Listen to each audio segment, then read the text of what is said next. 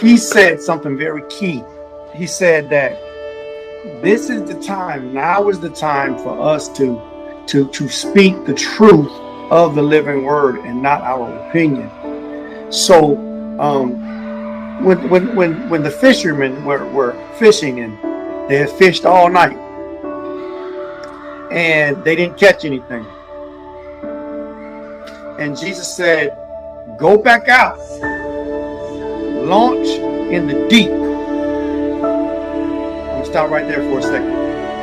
Sometimes we, especially as men of God, we want to stay in the shallow end because we want control and we don't trust God to launch in the deep. Because imagine this, in the shallow end, you can stand up and you can kind of dictate, you know, the severity of the waves or anything that's coming to you. You kind of got stability when you stand on your feet and in the ground. But what's happening is we want deep revelation, but we want shallow service. Deep revelation with shallow service, right? So here's the thing about if you're a swimmer, in the shallow end, you don't have to work. You just stand there, and you gain a whole lot of weight. You know, you get out of shape. You just stand there, and not only do you just stand there, but you are you are a target. But when you're in the deep, when you go out to the deep, and your feet are not touching the ground, you have to do what we call waving your hands to stay above and float. So now it's time. This is the time for us to lift our hands and wave our hands to the Lord in worship. Not only do you wave your hands to stay above, but you also move your feet. And then moving your feet, you're actually being active. Now your strength has multiplied.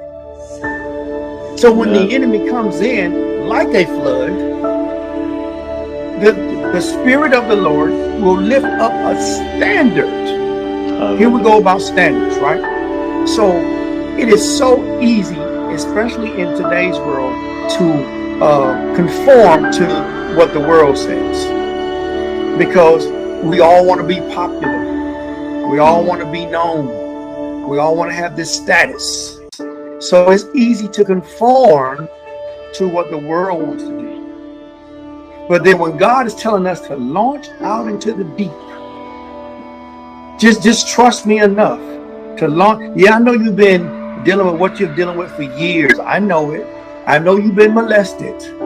I know you've been mistreated. I know you've been abused. I know you've been from foster home to foster home. I know you've been in and out of relationships. I got it. I know you've been, in trouble with the law. I totally understand that.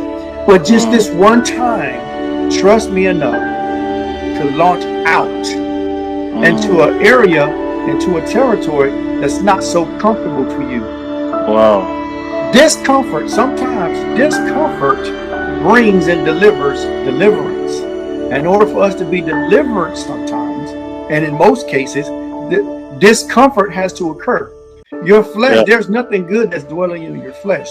So your flesh have to be uncomfortable in order for the will of the Lord to come in and to be done.